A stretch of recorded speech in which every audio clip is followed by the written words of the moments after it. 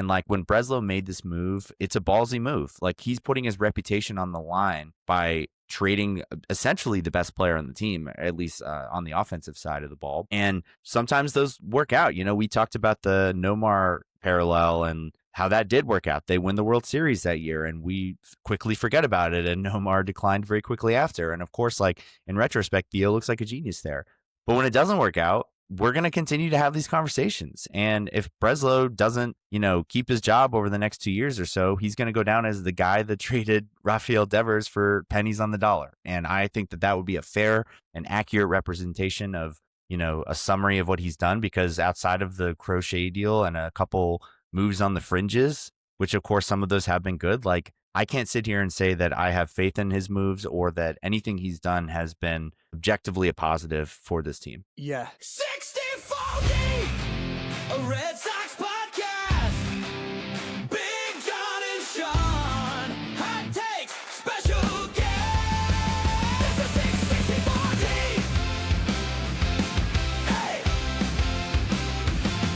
Hey. Sigh.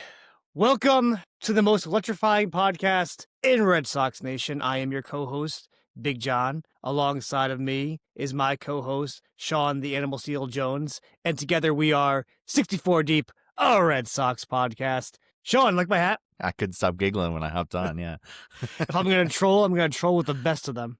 And I had this hat for a while. I figure I'm still wearing a Red Sox sweatshirt on. But I'm throwing on the Chicago Cubs hat. And then I couldn't bear to put my Sox hat on just with everything going down. So I can send you a going Cubs neutral one today. Yeah. Yeah, I'll take it. Take a Cubs hat. Show our support for it. Actually, I don't know if you realize this. I changed our title of this show. At first, it was something like season 1, episode 4, the one where Alex Bregman spurns chowder for deep dish pizza. But the more that's come out today, I said, you know what? I'm going to change it to the one where Alex Bregman is a good dad. Because we'll talk about that as more and more stuff has come out. And it's also amazing too. Sean, were you when Roger Clemens was here? Were you born yet? How old were you? I'm born in 1996, so I turn 30 this year. Okay. So I do not have much memory of him on the Sox. Really, just mostly the tail end of his career when I was like able to kind of still take it in. So yeah. So you were like 1 or whatever it was. Mm-hmm. Yeah, 1. I think you're 1. Because 95, they made the wild card. They lost to the Indians that year. Mo Vaughn in 95 won the MVP over Albert Bell. And the number 1, number 2 starters for the Red Sox were Clemens. And people forget it's Wakefield's first full year. And he came out of nowhere and won like 17 games. And then he kind of sputtered out end of the year. Anyways, I'm going on a tangent. The point was a lot of frustration back in the early 90s, especially without social media and everything, was towards the players when the players left. And we'll talk about in this podcast, you're not seeing anyone faulting Bregman for doing what Bregman did. It's more of a reaction to the Red Sox organization, even though back then when Duquette was running the team and Yawkey was the owner, they were actually probably worse than what's happening today. And we'll talk about that too. It's just funny how social media and the fans' perspective has changed over the past 20 years. But as we always do, go ahead. No, I was just going to say that that's kind of permeated across all major sports where it's just very player driven, the player empowerment league and era, I should say, just with, the star players run these leagues now and we are catering to them. It's much less of the sort of reverse dynamic before where they're viewed more as employees to the team. And it's more like, well, the franchise means nothing without the players. And I think that's a good shift and players are getting paid more accordingly across all major sports. But I think that kind of exemplifies what you're kind of talking about there. Yeah, well, it's a player brand too. So now that, to your point, they've permeated more into society, people have now looked at them as influencers, and because they're influencers, they have more of an affection towards them and a belief that they have a shared value system with them as well. That didn't exist before. So when the 94 strike happened, the majority of fans were, maybe it's my bias, I felt like the majority of fans were angry at the players, calling the players selfish, wanting more money. And that tide has turned a lot in the last 22 years, where there's equal blame, as it should be, on both sides. And we're not looking at them as these evil baseball players. And that has to do with, like I said, them being influencers, us having shared values with them, identifying with them, etc. as people. Yeah. So our beer for today, try to keep it fresh as you do, a new beer every time. I think last year was one of the first years I've ever had an Italian Pilsner. I'm not sure if you ever had one before. They kind of taste like beer to me, or like Pilsners to me, but it's an Italian Yeah. Pilsner. And the one I got was called Roma. It's by Mighty Squirrel Brewing Company. It's brewed in Waltham, Mass. So I saw Waltham, Mass. I'm like, oh, I got to get a Waltham, Mass beer. It's Kyle Schwarber's off season. Reminded me of him representing Boston. I was just up in Boston yesterday for Fenway Fest, even though I'm based in Connecticut, and it makes me want to kind of say, forget about it when we're talking about the Boston Red Sox and their off season. You just want to forget about it. So that's my beer. What do you have? I have it's called Nothing Gold by Bissell Brothers, which is based out of Maine, I believe. And I've not had this specific one before. It's a double IPA, but I have had a few others from the Bissell Brothers. I actually have some extended family up in Maine. Big Red Sox fans, by the way. Yep, huge. But we do our biannual family beach trip to the Outer Banks every other year. So they normally drive down, which is quite the trek, but they bring good beer with them. So I've had some of the Bissell Brothers that they brought down, but I saw this on the shelf and I thought I had to get it because also they don't distribute here all the time. So wanted to take advantage of that. So I'm excited to try it. What type of beer is it? Did you say? You said it was IPA? Yeah. Knowing you, it's gotta be an IPA. Double IPA. Okay. Yeah. Yeah. And where in Maine is it brewed? Does it say where in Maine? Give a shout out to the city. 100% Maine, grown grain. I don't know if they have Portland, Maine. Okay, Portland, which I'm very familiar with. I've been up in that area many times and used to drive up. Yep. I go, family's got a place for 50 plus years in York Beach, Maine. And then we always make a trek up to Bar Harbor every once in a while. So you go right past Portland. If you haven't been to Portland, cool little city, known for their beer. I'm actually surprised it's not blueberry flavored. I feel like everything in Maine is blueberry flavored. No matter what you get, it's blueberry everything. They have a lot of blueberry beer. They had No, I have not had this specific one. They had a couple other Bissell Brothers ones on the shelf, so there might have been a blueberry one on there. I don't know. I didn't check. I was mostly just looking for IPAs. That's my go-to. So, well, or they keep all the blueberry for themselves and ship the rest down there. Could be. Right. Kind of like when you drink. Have you ever had Foster's beer? I don't think so. Do you know what it looks like? Like, are you familiar with the beer at all? No, I'm not. It's it's like a 60. It's probably not 64 ounces, but it looks like a 64-ounce can of beer, and it's from Australia. And back in the day, for those that are listening out there, they used to have a lot of commercials, and it would be something stupid. They would do a Crocodile Dundee reference, and something would happen, and it'd be like this is not a knife, this is a knife, and they would say that's Australian for beer because where I'm going with this is no one in Australia drinks Foster's beer. It's the export shit they bring over here. So That's maybe Maine's doing the same thing. Like, yeah, we're going to keep our blueberries to New England, and you down there, you can have this beer. Without further ado, I'm cracking mine. I shouldn't show mine for those that can't see. Look, it's even got a little Vespa on it. So it's really embracing its Italian roots. Let's see. Very solid. Yeah, mine tastes like a Pilsner, but it's good. It's a good Pilsner. But it tastes like a Pilsner. Nothing separates it. I don't think it. I'm trying to figure out what makes an Italian Pilsner. I got to do some research on that. I'm not sure I know the distinguisher there versus just a prototypical Pilsner, but I would imagine they taste pretty similar. Probably. Kind of like, well, I would say IPA, especially back in the day, right, that has a flavor profile that's pretty unique based on. Yeah, because there's West Coast, there's New England style, like there's different types of IPAs for sure. I feel like that's more of a recent thing, like past 15 years or so. Like I think the West Coast was the more prototypical, like American style IPA for a while, but then the hazies and New England ones have become more popular. Way back in the day, right? West Coast would have like Pliny the Elder, right? That's West Coast, correct? Right? Pliny's West Coast. I think so. And in New England, right before the big craze on IPAs, you had Hetty Topper from Vermont. Hetty Topper was huge back in the day when no one else was making IPAs. I remember people actually following the Hetty Topper truck around trying to get it. And then in the distribution center, Hetty Topper would do its own distribution. And then trying to get it was very difficult. You'd have to follow the truck around or go on certain days. They had limits of who could get them. And that was one of the first styles to come out. Now, I don't think Hetty Topper even makes a top 10 list anymore of best IPAs, and it's changed. But that was one of the first ones, and we're talking probably 15 years ago. Yeah, I have had that. It's pretty solid. But yeah, no, it is funny. Yeah, I remember having it, and someone was like, "This is like one of the very first of its kind." So I had to give it a try, obviously. So All right, let's jump right into the Alex Bregman thing. I'm going to get your emotional, guttural reaction first. Fenway Fest yesterday, end of the day, we get a tweet from Jeff Passan that says, Alex Bregman has signed with the Chicago Cubs, 5 years, $175 million. If I'm trying to go by memory right now, 175 with $70 million deferred.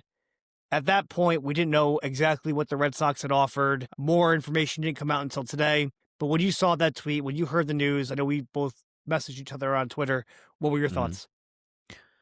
I was a little surprised, to be honest. I mean, we've been chatting about this for weeks now, and I've kind of stayed pretty steady thinking that Bregman was going to be back with the Red Sox, and that was going to be the move that they make, which, again, we've talked about this. We both have, over time, started to prefer the idea of Bichette, but obviously Bregman was like, if that's the fallback option, it's a great fallback option. We saw what he did last year, especially in the first half, was really integral part of this offense. Great Gold Glove third baseman, leadership in the clubhouse, etc. But most importantly, he's a sure thing, and he's a middle of the order bat. And to miss out on that, even with Bichette still available, and obviously we'll talk a little bit more through this about what it means and if we think that they'll actually get him, etc. But yeah, I was surprised. I was pretty convinced he was going to be back until I saw that he wasn't. So seeing that was, yeah, I did not expect it, especially for the Cubs, who, you know, last year seemed a little reluctant to give out that kind of money to Bregman, even though they were a little bit in the discussion. Their infield's a little crowded now. You know, Matt Shaw didn't have the best rookie year for them at third last year, but he's a first-round pick and one of their top prospects. So you'd think that they want him to be part of the future. Maybe Bregman plays second base, but they do have Nico Herner there, who's been, you know, really solid over the past few years. Maybe he becomes a trade candidate. So they still have some pieces to move around on the chessboard, but you know, that's a good problem to have. And it's a problem the Red Sox don't have, where we've got these massive gaping holes in the infield that we really don't know what is the team's going to look like and the lineup's going to look like on opening day. Yeah. First thoughts. Look, I think this has been beat to death probably by everyone else doing a podcast. That's why I kind of made the point. I'm bringing my beer. I'm going to drink. We're just going to have a conversation about it as well. My first thoughts on it were, we both wanted Bichette, right? We both have talked for every podcast that we've done so far, even from the beginning, that Bichette was our preferred choice.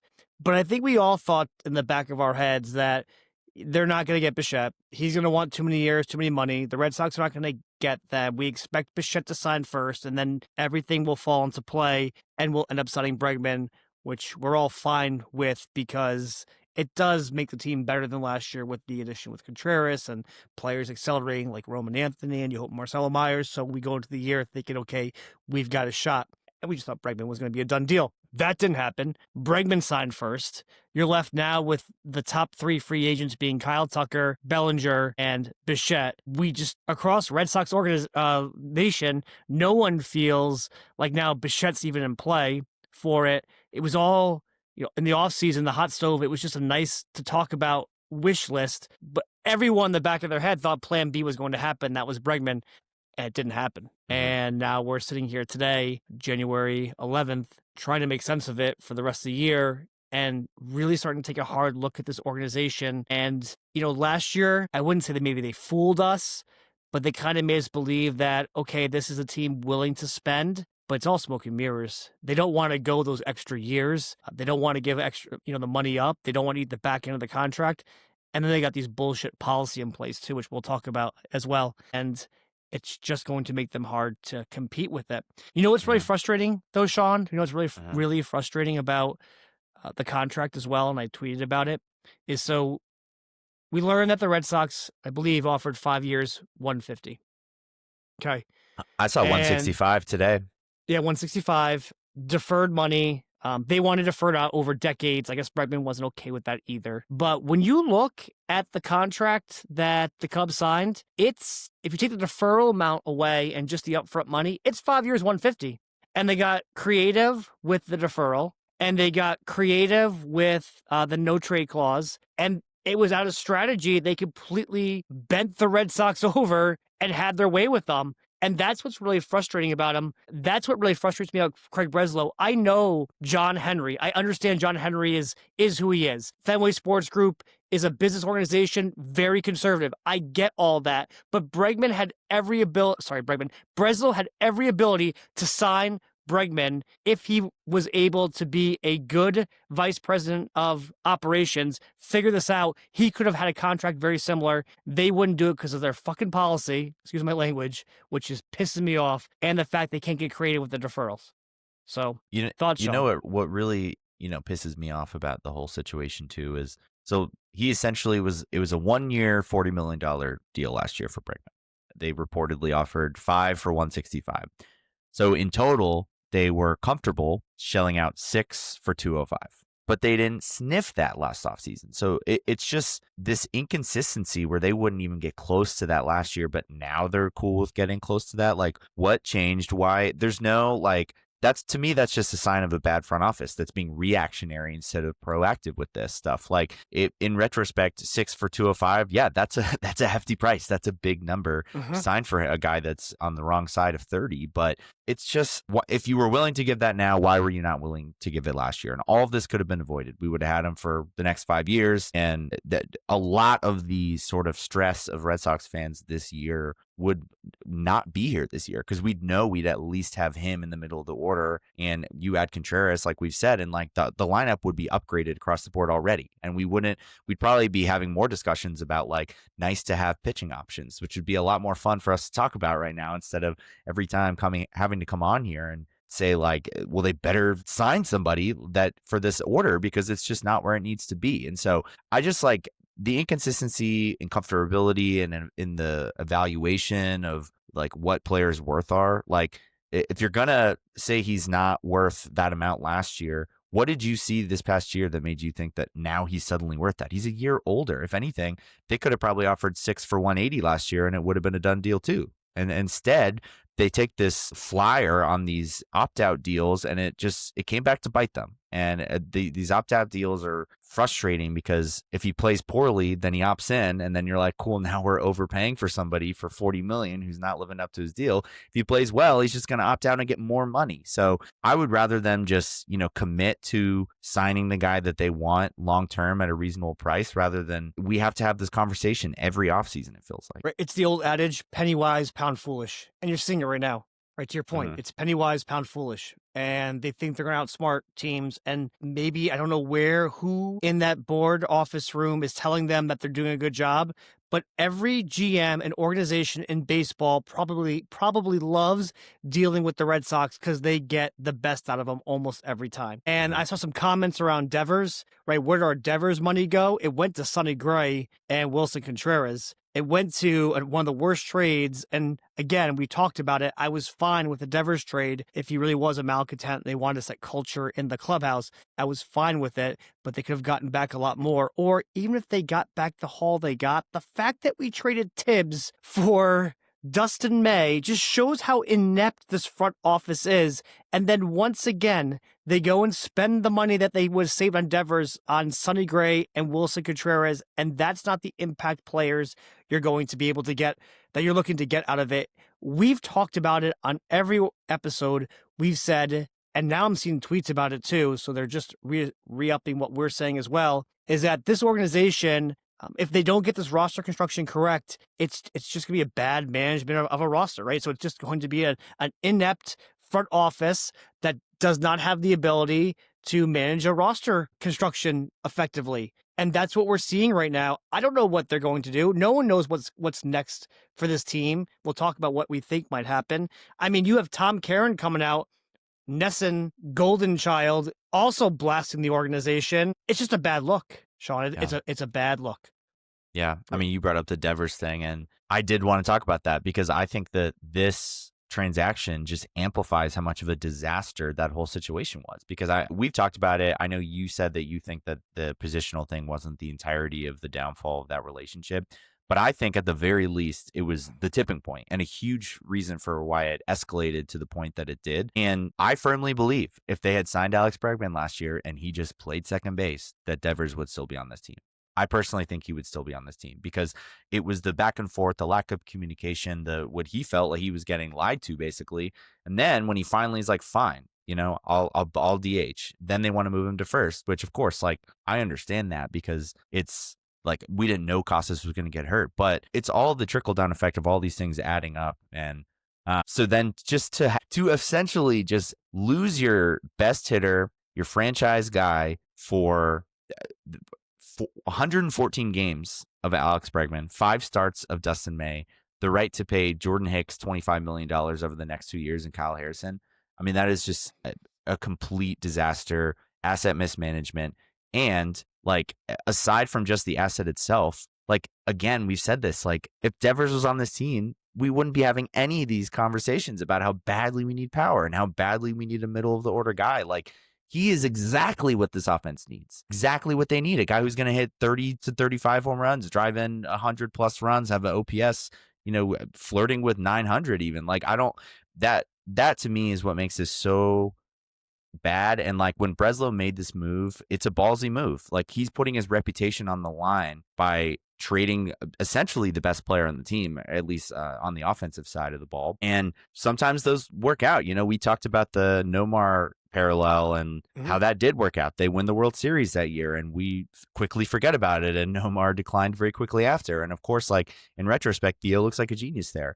But when it doesn't work out, we're going to continue to have these conversations. And if Breslow doesn't, keep his job over the next 2 years or so, he's going to go down as the guy that traded Rafael Devers for pennies on the dollar. And I think that would be a fair and accurate representation of, a summary of what he's done, because outside of the Crochet deal and a couple moves on the fringes, which of course some of those have been good, like I can't sit here and say that I have faith in his moves or that anything he's done has been objectively a positive for this team. Yeah. And what also annoyed me in the offseason too is the rumors, and I'm going to go with the fact that they were true, that they were looking for Ketel Marte, who's also been linked to being a malcontent in the clubhouse. So you're talking out both sides of your mouth. You spoke about it last year, right? You spoke about last year about cultural fit and making sure that we get players that, work with the organization. And then you go out and have a conversation with Ketel Marte, or having a possible conversation with Ketel Marte, the Diamondbacks, about making that trade. It would be a really bad PR move for them personally, unless they win, right? Everything gets solved if you win. We forget a lot of these bad things, but if you don't win, everything gets put back underneath the microscope. It's like Ketel Marte thing would have been terrible, because if I'm Devers, I'm sitting there going, you badmouthed me, you bashed me. And then you're going to bring a guy in who has some also negativity behind him as well. Going back to, we talked about the Roger Clemens thing, back in 95, 94, 92, somewhere around there, when we first lost Wade Boggs, it was very similar. It's like, this is deja, as Yogi Berra would say, it's deja vu all over again. Dan Duquette was the GM at that point. 2 things happened. First, we let Boggs go because we believed Scott Cooper was going to be the future of the organization, and that ended up being a bust. And Boggs goes on and wins a World Series with the Yankees and rides the horse, which for a lot of Red Sox fans is tough to swallow. Duquette also says that Clemens is done, and that's why they didn't offer him the big contract. He goes to the Blue Jays and ends up winning a Cy Young, and then goes on to probably 15 more amazing seasons. Granted, as we all know, there might have been some extracurricular substances involved, but still, at the time, right? So, and that was a black cloud over the Red Sox for a long time, until Tom Yawkey sold the Red Sox. And I don't want to spread rumors, but it kind of sounds like, look, FSG sold the Penguins. One thing you're going to do when you want to get team ready for sale is you want to make sure you have no long-term assets on the books. Do you think the Red Sox, I'm going to bring the rumor up, do you think Fenway Sports Group and the Red Sox are operating this way because they want to do the same thing? Because they want to make sure that maybe they want to always have the ability to get ready to sell the team. Maybe that's why that's why it's their policy as of right now to not put a no trade clause in place, because if you're going to sell the team, you don't want to have $35 million of liability on the team that you know that you can't get rid of. Do you think it's possible? I mean, it's definitely possible. I think from like our purview, it's very difficult to know what's going on behind the scenes there, but they've obviously had a lot on their plate, with just all the different franchises that they own and have to manage and be a part of. And it seems like in some ways the Red Sox have kind of been on the back burner just from a priority perspective.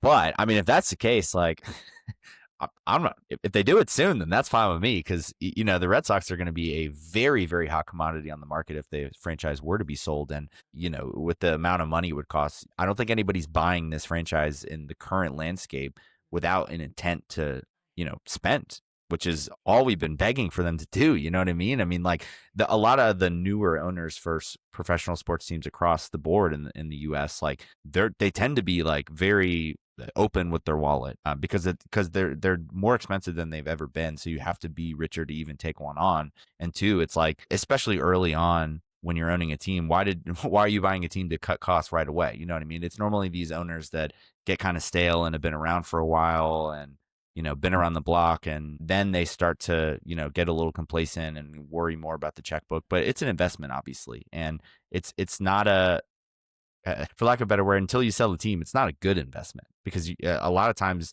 you were shelling out a lot of money and you may not recoup it all until you sell the team, which at that point, with the way the valuations are going up, you're obviously going to make way more back than what you bought the team for. So I say all that to say, in some ways, I wouldn't hate that because, at least we would have a fresh face that hopefully will put their money where their mouth is, which John Henry obviously just has not been willing to do. But I don't know. I haven't seen any true whispers about that, even just like rumors online or anything like that. But who knows? I mean, the Penguins thing was a little out of left field too. Okay, all right. I'm starting. Me and my Cubs hat. I'm starting the rumor. You heard it here Fenway first. Sports Group is going to sell the Red Sox. Put that. I mean, look, I could be just as non-credible as the rest of everyone on Twitter that just pumps out rumors. So I'm throwing that rumor out there because they just won't do it. They won't sign these long-term contracts, these players. You saw it today. The policy came out that they will not honor a no-trade clause, which in my mind is ridiculous. And we can talk about that as well. And then I feel like Red Sox Twitter is finally coming around where I was last year, where I was saying I haven't seen Breslow show me that he is a good vice president of baseball operations. They made the playoffs on the back of a good to great minor league system that was there before Breslow got there. A lot of credit fully to Kai inherited. Bloom. Yeah. So Bloom, I mean, there's a lot that Bloom did wrong, but also a lot that he did well. I could take a 12-year-old on the street and they are making that trade for Garrett Crochet. That is a no-brainer. You don't get paid millions of dollars to make that Garrett Crochet trade. You just don't. Prospects, was it Meredith? Montgomery, right? Brandon Montgomery for Crochet. I'm doing that 10 times out of 10. That's not a hard decision, right? Anyone is making that decision. The tough decisions are the stuff he's fucking up on. It's the Devers trade, right? It's bringing back guys like Jordan Hicks, which is a net negative. It's trying to figure out how you live with Sonny Gray and Wilson Contreras with that money. It's having mismanagement of assets in the outfield. You give almost any person a ton of talent like that, they're going to make the playoffs. It's the hard part afterwards that really you separate your chops on being a good front office, we'll call him vice president of baseball operations, right? And he has not shown a deal that I could think of where I'm looking and saying that was a unbelievably smart move. I guess we can give him the Chapman deal, maybe, right? Yeah, I'm trying to go through my head right now. The point is, it's all been fringe deals, and I think to your point, like he would be a phenomenal front office person for like the Rays, like a team that like just has to operate with a budget. They're only going to find players in the margins, and they have done a good job with that in some ways. I mean, get like the Narvaez trade. That looked like a whole bunch of nothing, and that was a home run for us. Like, but what about the Quinn Priester trade? How does that one looking? We would love to have Priester. I agree. Right I mean, now. there's been misses for sure, and that's a fringe trade. That's a fringe trade where he missed on it. Mm-hmm. But the thing is, he got Priester in the first place for Nick York, was it? So I'm like, it was Nick York. Yeah. Yeah, which I'm like, that's a good deal. So I again, I'm not saying he's batting 100 on the fringe moves. I'm just saying there has been instances where they have worked out. The Chapman deal is another good example, like you mentioned. Like I remember when we signed him, the majority of the consensus was like, well, let's hope he's not supposed to be the closer because like his closing days are behind him. Obviously ends up having probably the best year of his career. So like proved us all wrong there. But again, how much is that is just luck? Like, do you think that when he signed him, he was like felt confident that he was going to be the best relief pitcher in baseball? Probably not. They probably thought they could unlock a few things. But again, like we're talking about the Boston Red Sox, not the Rays, not the Pirates, not these small market teams. Like those teams don't have the luxury of being able to, make mistakes and still be able to throw more money at the problems. And so they have to hit on the margins. And again, Breslow has had some good moves on the margins, but like you don't win in this market by just having margin moves, and you got to be willing to close the deal. And the irony behind it all is, I actually compiled a list of quotes that he had said to walk through, but the main one that sticks out is he said that we're going to be aggressive and decisive. And I feel like he's been neither of those things. He has not been decisive. They're going back and forth on who they want, and they keep having to pivot targets because the one guy's gone and then they move to the next guy, and they haven't been aggressive either, because if they had been aggressive, a deal would have been done by now with at least one of these guys. And so that's the other thing with him that just frustrates the hell out of me is I'm like, he should just stop talking to the media, because all he does is like just speak out of his ass and throw these quotes out that he can never back up, like the full throttle thing. He had a quote that was like, you have to be willing to get uncomfortable. They have not done that at all. What's been the only uncomfortable thing he's done is the Devers trade, probably. And that wasn't even good from any of the fans' perspective. That was uncomfortable in the wrong way, where they're trading away talent. They talked about our offense profile lacks a little bit of thump. That's where we've set our sights. I hope that he wasn't talking about Contreras. That guy's never hit 25 home runs a season in his career. I think he's a good player, and we've talked through the benefits of having him, but that can't be the thump that you're talking about. He said the roster is, quote, probably incomplete, and called adding another bat a priority for the team, even after Contreras. Well, it doesn't feel like that much of a priority. I mean, he just keeps saying all these things. We are going to prioritize someone who can hit in the middle of the order and kind of change the overall outlook of the offense. That was another quote. Like, just he'd be better off just actual level setting of expectations. And he can't be mad that he's getting bashed when he's throwing all these things out here, and he can't back any of it up. Yeah, he made the fans, I think we're all uncomfortable going into spring training. Uncomfortable with the team's maybe that's what he meant. Exactly. That's what he meant. We got to get uncomfortable. We got to make you guys uncomfortable so that you don't realize what this team is going to look like come March. No, I agree with you 1,000%.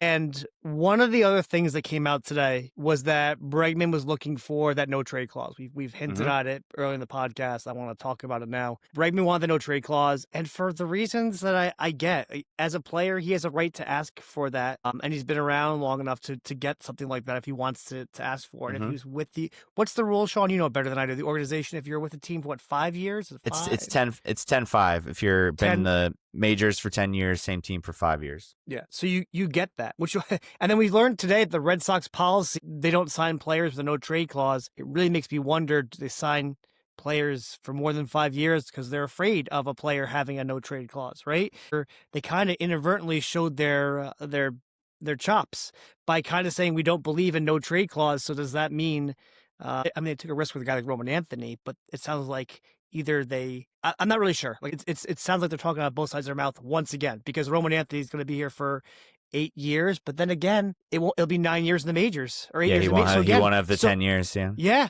So it sounds like the Red Sox are an organization that just won't give teams or players these long-term contracts because it's out of their policy for the no trade clause, which is bogus. That's absolutely crazy. And how many times have we seen, if you are a bad team, these players are okay going to another organization to win. But I respect Bregman. Bregman wants to, at the end of his career, he wants to make sure he can raise his family. He never got afforded that 10-5 rule, I guess. So he just wants that locked in. And the fact that Boston wouldn't give it to him, and let me tell you why it really pisses me off, because all we've heard from Twitter and from the organization and from pundits is how great of a leader Bregman is, how much he means to these young kids coming up. So don't you want him around? That was the whole justification that I was hearing about why he's worth X million more. So don't you want that? Don't you want a guy that, even if he doesn't live up to his baseball card stats, he's still the type of guy that can mentor the young kids? Because that's what we heard, why his contract was worth what it was. And then now we hear, the Red Sox were not willing to do that. And that's why I completely understand why Bregman did what he did. I think if the Red Sox honored his contract, even with the rest of the stuff, because we said 5 years, 165, and even over the long-term duration, I think he would have stayed. I think that was probably the sticking point that said, that's it, I'm out. And I don't blame him. What do you think? I think I agree. I think that if they had thrown the no trade clause in and done the deferrals in a way he was comfortable with, that I think he probably would have taken the 165. But the other thing is, like, normally I'd be like, do you really need you're probably not going to get traded, at least in the first half of the deal. And by the second half, we'd have to attach stuff anyway. But it's extremely relevant. because they just traded Devers. Like, that's the whole thing. Yeah. Is like they officially have a track record of trading away star players. They traded Mookie, they traded Devers. Like, you can't sit here and be like, well, he's good. They're not going to trade a good player like that while he's like early in this contract. It's like they might. They've done it. Yeah. Like, yeah. So they've had bad years. There was the Christian Vasquez trade where people were up in arms over that one. I was fine with that one. There was a rumor with Bogarts in his final year that they were looking to trade for assets, and I was, as a Red Sox fan, I agreed. I used to argue with people on Facebook and Twitter about it. I said, why would you not? I mean, get the assets back. We're out of it. You can re-sign Bogarts next year because the back of the baseball card didn't say Red Sox, Red Sox, Red Sox. I don't care about that. Give me good assets back. You could have re-signed them back, and they could have. And instead, they lost them to the Padres anyways. So, yeah, 100%. They could have, Bregman might get traded later in his career, but he didn't want that. He just wanted the option to control it. I don't think it's asking for too much for, quote unquote, a guy who is a role model in the clubhouse and brings these intangibles. If that was really the case, right? If he really brought these intangibles that can't be measured, he's a great member in the clubhouse. You're not trading him anyways. You're not trading him. So, which means it probably isn't 100% true, or they try to overvalue his brand by saying that. But again, that's where I side with Bregman. And why people like Tom Caron are pissed off. Why people like Jonathan Papelbon are like, what the hell just happened? Because it's not like he was asking for something ridiculous. Most organizations, this is the cost of doing business, but not for the Boston Red Sox, not for this front office. Yeah. And I mean, I will say this, like, the cost, that's a high cost for him. Don't get me wrong. Like, do I think in a vacuum he is worth 5 years, 165? No, probably not. Like, because just given the age and, this is going to go to age 37, 38 season, and he's going to be making 35 AAV. Like, the odds of the last couple of years of this, him being equally as productive player as he is now, are very low. So I understand some sort of hesitancy with that. But again, they keep boxing themselves into these positions where, like, they have to overpay or else they're not going to get the guy, because they won't pony up for the guy they really want. You know what I mean? And so, and like I mentioned, it goes back to the last year where they could have had him for cheaper than this and they chose not to. And so there's just their strategy for negotiating and like timing of everything seems to be so off. I mean, going back to Bogarts, like we discussed, like all the reports said that they significantly lowballed him on the extension talks, going into his final year of the contract. And it sounded like if they had just done a more reasonable, fair deal, he would have stayed. And then you run the risk of losing the guy when you get to free agency. And then the Padres put this ridiculous 11-year deal out, which obviously, like, there's no way in hell they should have matched that, because that's, I mean, we're 2 years in and it's already probably one of the 5 worst contracts in baseball right now. So I get that part. But it's not about that, oh, they made a good move by not overpaying for Bogarts. It's about they made decisions earlier in the process that put them in position to lose the guy. And it's the same thing with Bregman. It's like they could have locked him up. They could have had more extension talks during the season. They could have given him more guaranteed years and more guaranteed money last year. They chose not to. And when you choose not to do those things, this is what happens. You run the risk of this exact situation happening where they're a free agent and a team comes out of nowhere and blows them out of the water money-wise. And like I said, like, I mean, 165, 175, not that different. But 175, again, that is an overpay for a guy of his age. And so if they just were a little bit more strategic and proactive with how that they handle these situations, and again, this extends back 5 years back with some of the like previous generation of Red Sox players, but they don't want to do it that way. And so they end up putting themselves in a position where they have to let guys walk and they don't want to overpay. And so they end up in these scenarios where the fans are like, well, who are we going to end up with? Again, penny wise, pound foolish. And I really believe if you go back and watch the video of Cora talking about the ball being in Bregman's court, I kind of actually felt it yesterday at Fenway Fest too. I believe everyone in the organization actually probably knew a couple of days ago that he was gone. And I even believe that they kind of had this is a conspiracy theorist in my head, but I think it was also probably best for the organization too. I would not be surprised if the agent for Bregman, is Boris Bregman's agent? Yeah, it's Boris. Yeah, it's Boris. They had an agreement that said, don't leak this, don't announce it until after Fenway Fest. I think everyone knew going into Fenway Fest in the front office that he was gone. And you could tell, like, watch the clip of Cora again. Cora knew. He's like, the ball's in his corner. He knew he was gone. This deal was already done. and Boston was probably already signed, and they kept it under wraps until after Fenway Fest was done, and then they announced it because they announced it right when Fenway Fest was pretty much over. Right. Yeah, I mean, that's not a coincidence. They waited a couple hours after Fenway Fest to say, yeah, Bregman's now signing with the Cubs.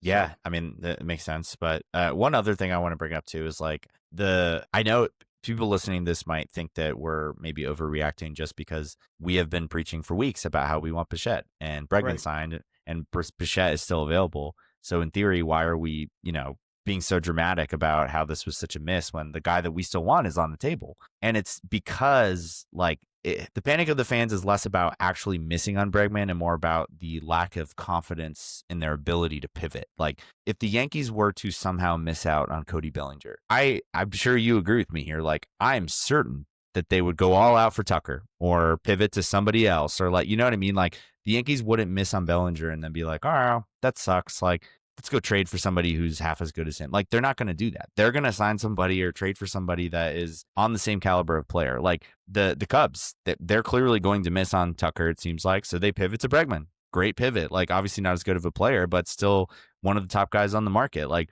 you look at the Phillies, they locked down Schwarber. But if they hadn't signed Schwarber, I'd be almost certain they were going to get Bellinger or Bichette or Tucker or one of these guys. Like, those fans don't have to freak out because they know and have confidence that their team will pivot somewhere. And the reason people are freaking out so much about Bregman not coming back to the Sox is because we have no confidence that they're going to pivot appropriately. Like they seem to be all in on these plans. And then when it doesn't work out, they kind of panic. And then they're late to the game. And I'm sure Bichette has some handsome offer on the table from Phillies or whoever else.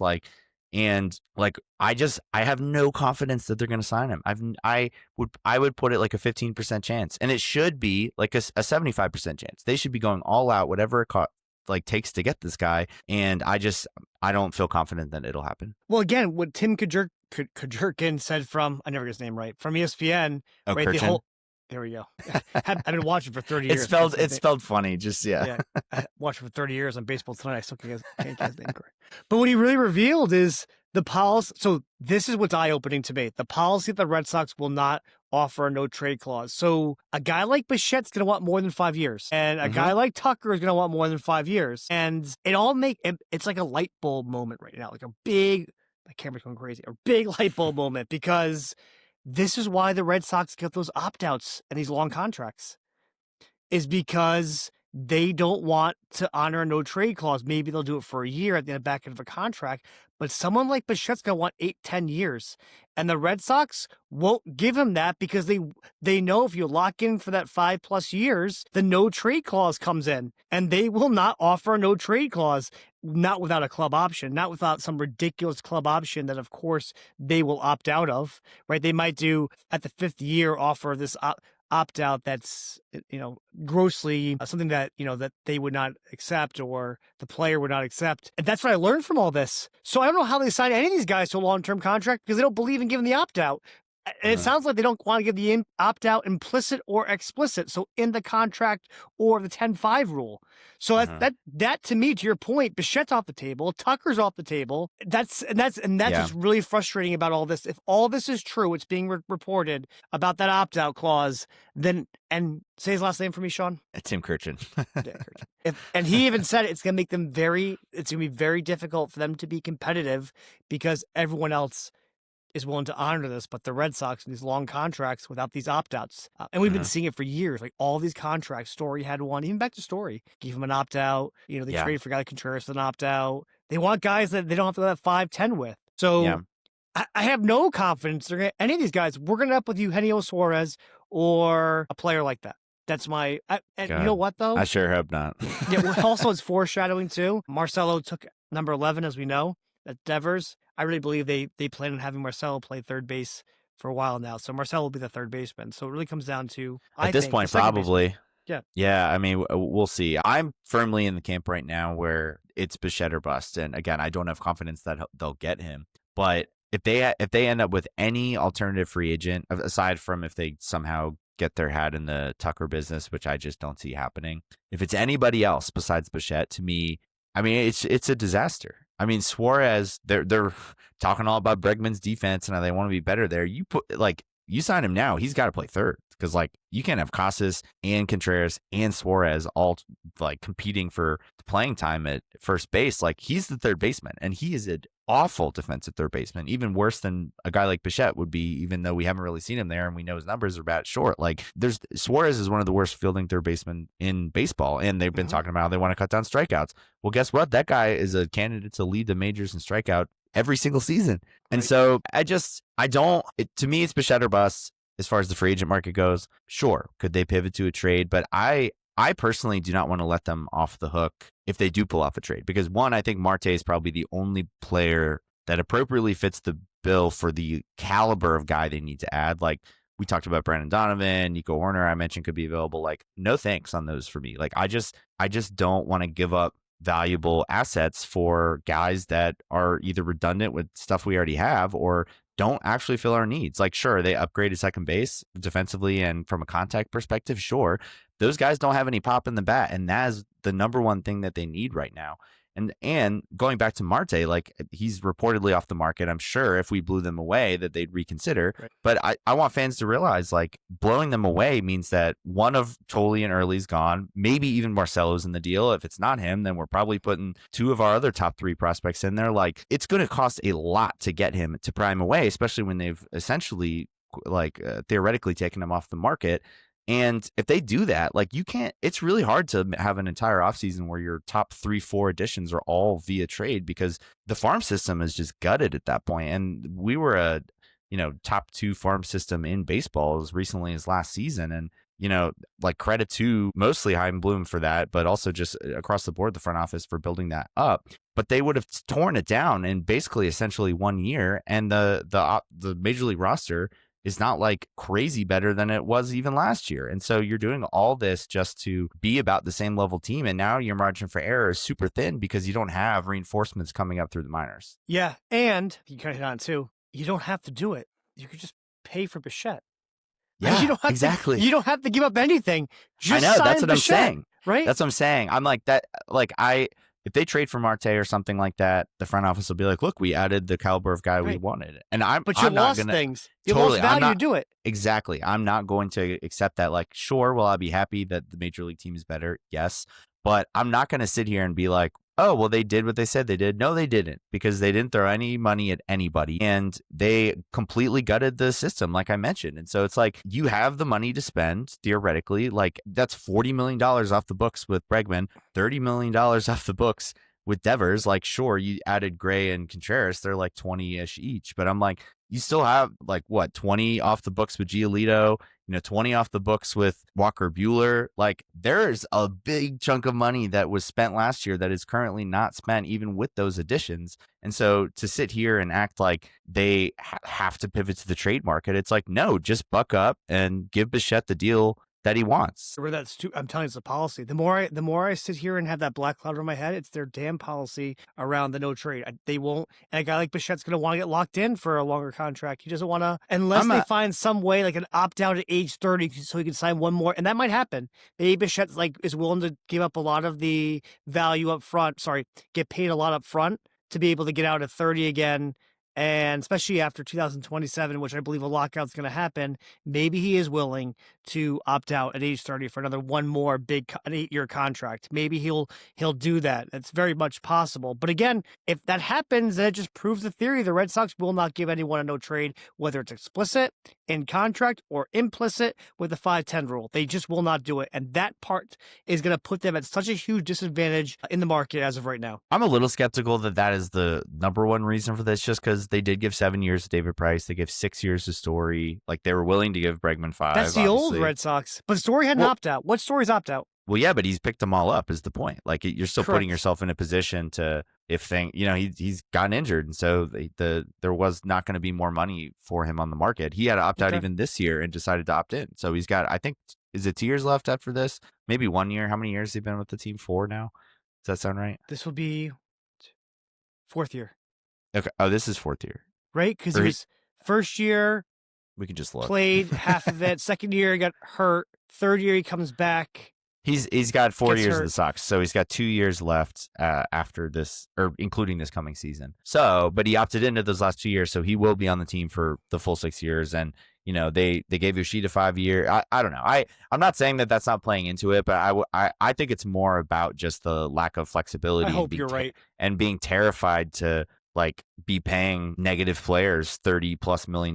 Like look at the Yankees with Giancarlo Stanton's still a good player, but that contract is just ugly, and it's going to get ugly and continue to be ugly. Like Garrett Cole still has a lot of years left on that deal, and he's already missed all of last season. Like Aaron Judge, obviously still one of the probably top 2 players in baseball, but he's quietly getting up there in age. I think he's like 33, 34, something like that, and there's still a lot of years left on that. So like there are teams that are willing to just say, well, we'll deal with that when it comes, and the Red Sox are just so the opposite of that. Not, I hope you're they're right. They're like, no, let's right. deal with it now and not offer the deal. But yeah, I mean, it's hard to know. I mean, I'm sure they would, to your point of explicitly, they certainly don't want to give it, but I find it hard to believe like Roman Anthony, for example, if at the end of his contract, he's a star player, like I think they're going to want to re-sign him, even if it kicks in the trade clause. You know what I mean? So I don't know. I don't want, it'd be sad if Roman Anthony goes the way of Aaron Judge, where you've had this, and I believe he's going to be this immense talent, and you never win a World Series with him. It's just a waste. Thankfully, he's got more runway. I think Judge was like a 26-year-old rookie or something like that. And Anthony was a little bit later. 20 or something. Yeah. So yeah. Thankfully, there's more runway there. But yeah, I mean, that's obviously not what any of us hope. So I really hope that they continue to. I mean, it's just, yeah, they need to add somebody. And to me, it has to be Bichette. And if it's not Bichette, we keep saying like, oh, Bregman or Bichette, or like all offseason, we're like Alonso, or if not him, then this person. There was all these if-thens. Those are running out. If it's not Bichette, I don't know who it's going to be. Genuinely, I have no idea. And I don't. Because we've talked about asset mismanagement. Christian Campbell, Wilyer Abreu, Duran, Roman Anthony, Yoshida. Who am I missing? That's trying to vie for a starting spot. Rafaela. Yes, Sadan. So that's 6 guys, right? And you can't have Campbell spend another year on the bench. You don't think like something's got to give. So trades are going to have to happen. Moves are going to have to be made. You can't stick Campbell one more year on the bench after giving that contract. Just the politics behind it. He's going to have a spot, and I believe it's in the outfield. I expect something to happen relatively soon. I expect like an Abreu Duran trade with maybe, I don't know. I hope it's not. I mean, if it's Witherspoon, it's going to be for something big. But I expect something like that to occur because they have to have something like that occur soon. I'm a little skeptical only because they haven't made a move. I think that if Bregman had signed, then the likelihood or if they sign Bichette, the likelihood of a trade from the surplus is increasingly likely. But I kind of think that if they don't get like the impact guy, then they're kind of sitting there like, wow, can we really afford to trade Jarren Duran? Like he suddenly is a really important part of their lineup, which I'm not like, obviously that's not someone's what we planned or envisioned. I get it. I know. Yeah. I know. But I think that they could get away with, at least starting Campbell in the minors for the first half of the season again, rotate him at second. I don't know. Maybe a deal comes to fruition during the season, but they can't keep moving him around. Like they can't say play second, play first, play outfield. They're going to ruin him. They shouldn't, but I'm just saying I can't say for certain that they won't. Is kind of what I'm saying. I'm not disagreeing that that's not ideal. It is not ideal. I totally agree with you. That was clearly a big part of why Campbell specifically struggled a lot is because, they had him playing first base in the minor. He was just bouncing around, couldn't find a home at any real position. And it did kind of affect his swing a good bit. Even in the minors, he struggled when he first went back down. But just because we don't think that that's the ideal route doesn't mean that it's not a realistic route for them to go, because how many years in a row have they been doing this bounce around platoon type stuff at like half the positions? Like the last 3-4 years, it feels like. So I can't sit here and confidently say that won't be the case. And like I said, I think that until they add an impact bat, it's increasingly more likely that will happen, just because, again, if you trade Duran, suddenly the offense is way worse than last year. Say what you want about Duran, he's still one of our best 3 or 4 hitters. You remove him, you remove Bregman, and all we add is Contreras. Like that lineup is looking quite sad if they do move on there. And I it wouldn't shock me if they start Cedon at second base to start the year and Marcelo at third if they don't end up adding anybody. That seems like the most logical route to me, rather than, then who's playing second? Is it just Romy? We're just rolling the dice full time with Romy? Or are we putting Campbell back at second? Like there's just like, I'm saying even if we do trade Duran at that point, like there's still no option no real good option for those places. So you're almost better off keeping all the guys and kind of like letting it play out and see who steals the jobs and then maybe reevaluate. But I don't know. So, Sean, who do you think is going to play second base as of right now? I know things may change, but if I had to put a gun to your head and say, Sean, tell me who's playing second base for the Red Sox in 2026, who is your bet? I mean, I hope it is someone external right now, I would say. We all hope it's Bichette, but let's say it's not Bichette. Who is it going to be? Then take a guess. I won't hold you to it unless you're wrong. I'll hold you to it if you're wrong. I do not want this to be the case. Let me preface that. But gun to my head, I would say Romy Gonzalez is starting second base on opening day. Yeah, I hope so. Not either. Me personally, I think it's gonna be Brendan. I think it's gonna be Brendan Donovan. I think we're gonna make that trade. I do not want that deal. Well, because there's too many left-handed bats in the lineup. I think Donovan will play well, but you're just gonna struggle when you go into playoff time and face the matchups. Someone's like, I'm gonna throw a lefty out against them. We had no Pop in the lineup last year, and he's essentially the Bregman replacement, and he's got way less Pop than Bregman. I know we looked through the numbers, and some of the projections were favorable towards Donovan hitting more power and Bregman hitting less, but until I see that come to fruition, I'm going to assume that like Bregman is a plus 10 homer guy over him if they're both fully healthy and playing their best baseball, in my opinion. So, the power situation is only going to get worse unless we get some drastic increases across the board from guys like Anthony and Willier, and, if Contreras, has one of his better seasons, etc. But God, again, he's a good player. Don't get me wrong. Like I said on the last pod, like he is a good player. And I think there's a lot of teams in which he would be a phenomenal ad. Like if, Seattle went out and got him, I think that's a great addition for them because they've already got the power bats, the centerpieces, and Julio Rodriguez and Cal Raleigh, etc. They need more complimentary guys. We have a lot of complimentary guys, but we don't have the middle of the order thumper in the middle of the lineup. You know what I mean? And so to add, you can only win on by committee complimentary guys for so long. And the only way you do that maybe is if you have great defense and great pitching, and the defense could be pretty good, maybe improved, but the pitching is solid. But, I mean, after the top three, it's a lot of question marks and a lot of us hoping that guys pan out that there's no certainty with. So I can't sit here confidently and be like, yeah, we're going to be a top three pitching staff in the American League. We might, but it's not a sure enough thing to be able to bank on sort of the Cleveland Guardian style where they've got Jose Ramirez and then a whole bunch of just guys, because I just don't know if we have enough of a identity at that point. Well, and the AL East is a lot stronger than the AL Central, so you got to deal with that as well, right? Yeah, it's very much possible that all the wild cards come out of the AL East. They put everyone through except for the Rays. It's very possible, right? Yeah, and I'll say this. Go ahead. Or go ahead. No, you go. I was going to say the model that I put up last pod is that I actually have Donovan being a much better player next year than Bregman. It's my model. I have a 291 average, 851 OPS, 17 home runs. And then for Bregman, I have a 265 average, 804 OPS, 19 home runs, which I know is low and everything. So it's going to be very interesting. My model is correct, Sean. And we're right in beginning of 2000, end of 2026, into 2027. You might not see me because I might have to work for Major League Baseball getting these models correct. So we're going to see if it's actually true or not.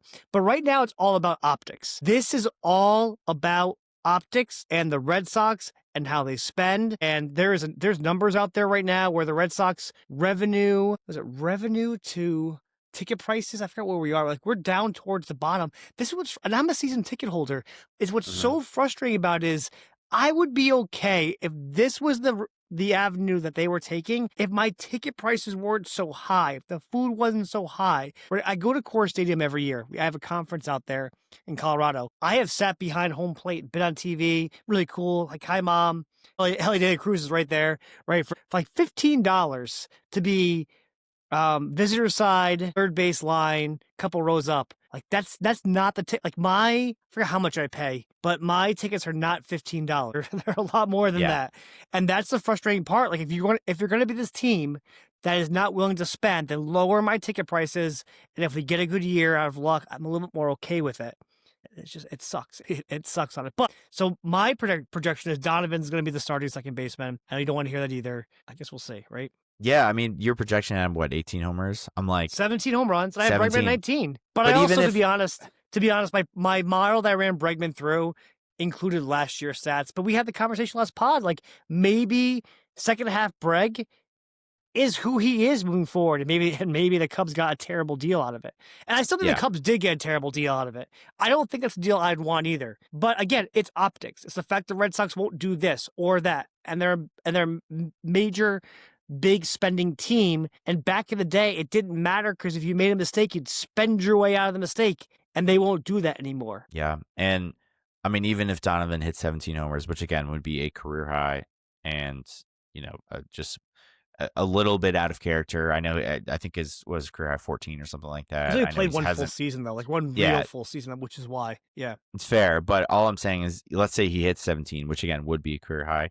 That's still not enough. Like, that's not what we need. We've got, how many guys on the team do we have that are in the 17 to 20 home run range? Like, almost the whole everyone. lineup.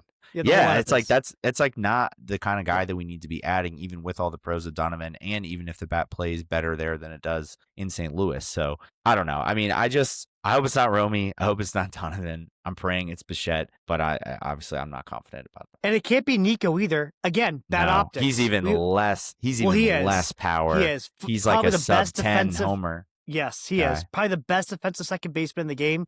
But again, as I ran to the last podcast, we got shut out in game 3 of the wild card. We couldn't score runs. I don't give a fuck about the defense. I don't care because we can't score runs, right? So that's my problem. Again, if we bring Horner in here, hey, optics looks terrible. Yeah, we got your sloppy seconds. You get Bregman, we get Nico Horner. That's not what I want to see, right? That's also going to piss me off.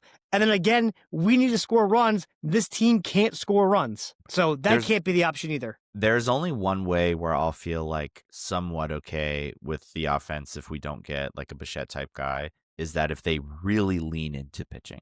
Like if they were to go out and sign Framber Valdez or trade for Freddie Peralta and just make that rotation like one of, if not the best in the American League, like that is an option where, look, is it the exact route I would have taken with the offense? Definitely not. But could I at least start to see a vision of like, okay, so we're just going to lean into a little bit of a different identity of a team where we are a dominant pitching staff with a okay offense, some players that are good enough to make us at least like league average, worst case, a little bit below league average. But if they don't do that, if they keep the rotation the same and the offense the same, it's just not going to be enough. So that's, again, I don't think they're going to go that route. I think that They're not. they feel good about the rotation and where they're at there. But that would be the only thing to me that could kind of salvage this, is if they did go that route, in which case, like, I don't hate it. Again, it wouldn't be my first choice, but I'm like, you give us a rock solid top 4 with a million different options for number 5, and I'd actually feel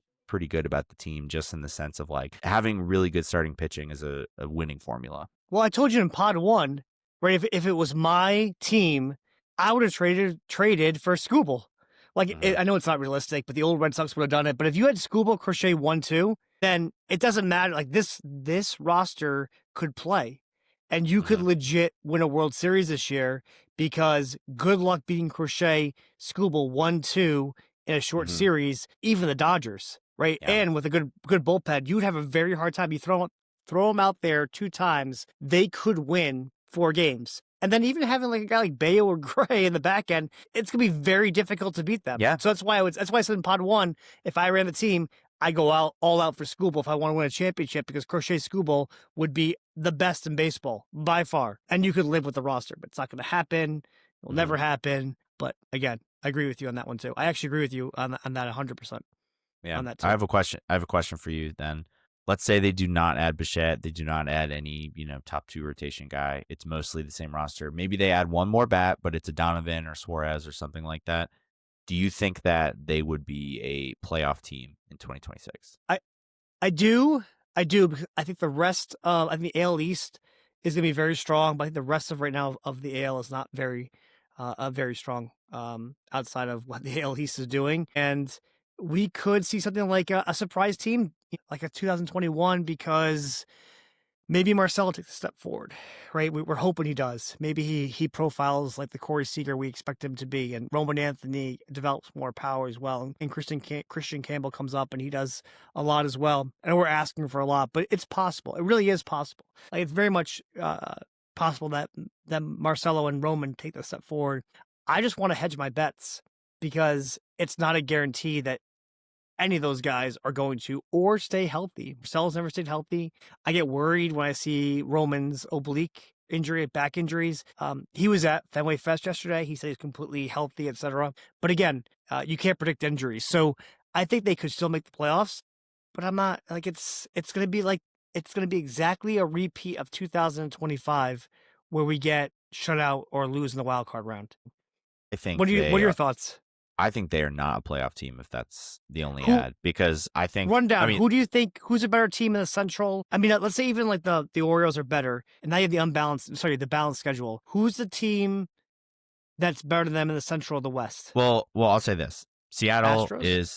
is like super good. They're gonna probably Yep. be a lock for the playoffs. I agree with you. I think Toronto a lock to be better than Boston if that's the route. I think the Yankees too, because I think they're definitely going to get a Bellinger. I think the rotation is sneaky, very good going into next year too. I'd rather them get I was actually pissed off about the Bellinger rumors. I want them to get Bellinger because if they don't, I think they're getting Tucker. Yeah, I agree with you. I agree with And you. I don't want That's what's Tucker in that crazy. stadium. I know. That's a I know. much different animal. Totally, I agree with you. But so then that's those three teams. Somebody has Yep. to win the Central. So then that leaves what? I like how we all say someone's got to win the Central, and the rest of it's dog shit. But keep going. So that's four essentially like locks for the playoffs, I'd say. So what we've got. So you really get the West. To be honest, let's say Seattle wins the AL West, so they'd be fighting against either the Astros or the Rangers. Yeah, so I'll say this. So then there's two spots remaining, right, for some combination of Astros, Rangers, Orioles, Red Sox. I still think there were two teams that made the playoffs out of the Central last year. So I know the Central we view as the worst division, and I agree it is, but they had two representatives last year. Did.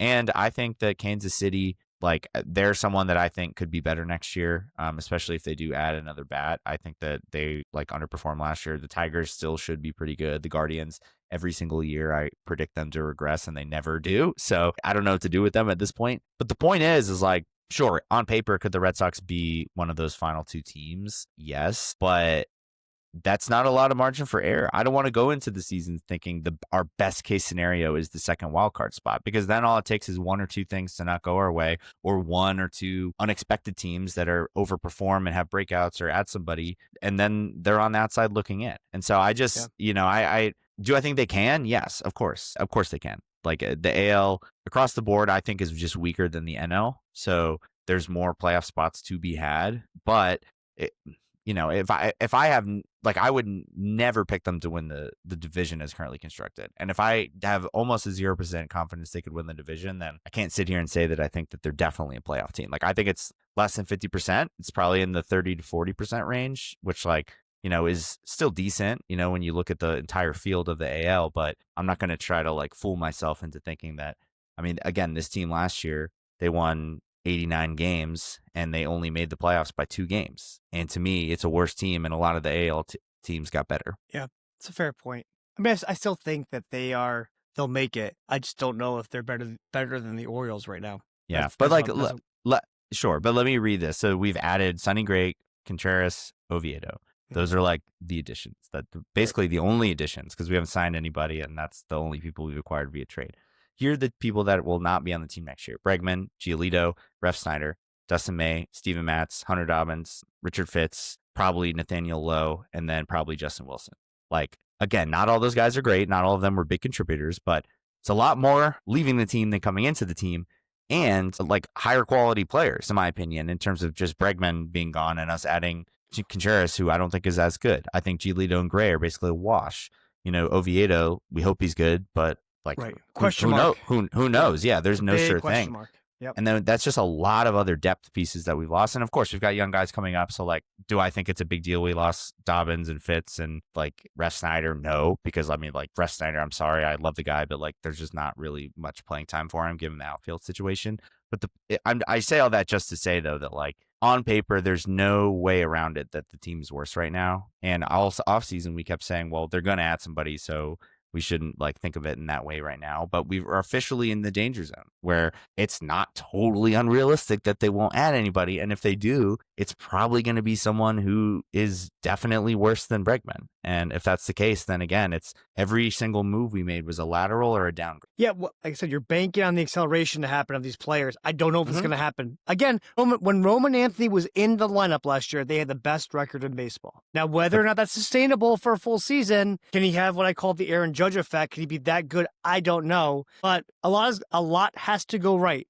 If Roman Anthony's that good, I'm worried they're going to figure him out too. But I felt like they kind of figured him out last year. I think he's that good, but I feel that. And I think he's going to have an awesome year and has a real chance to like make the All-Star team, etc. If he can stay, but it's not just him. Yeah, of course. But it's also like, yes, they were great with Anthony, but they also had Bregman in the lineup for a huge chunk of that.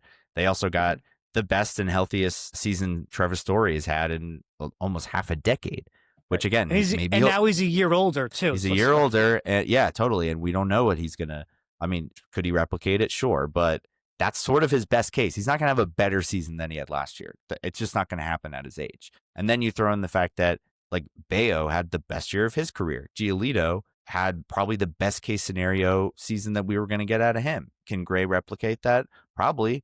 But again, not a sure thing. He had a worse ERA last year. I know the advanced stats say that he was better than the numbers would show, but at the end of the day, the results are what matters. Like we can say he's been unlucky, but that doesn't matter for the win column. You know what I mean? The numbers are going to be the numbers. If he's given up more runs than he like statistically should be giving up, those are still runs that are being given up. We got the best year of Aroldis Chapman's career. Do we think he's going to replicate that? I don't know. I'm just saying that like there was a lot of things that went right for the team that I'm not positive are going to be replicated. Throw Romy Gonzalez in there. He was way better than we could have anticipated. Correct. To your point, we could get a big breakout from Marcelo Meyer. Casas could come back midseason and be the player that we all thought he could be and have been hoping he could be. Like Rafaela could, have a better disciplined approach at the plate and bump his base percentage up. All these things, blah blah. Willie Abreu could hit 30 home runs. Like all those things are on the table. But my point is like all of those things come with another thing that could be worse than it was last year. So.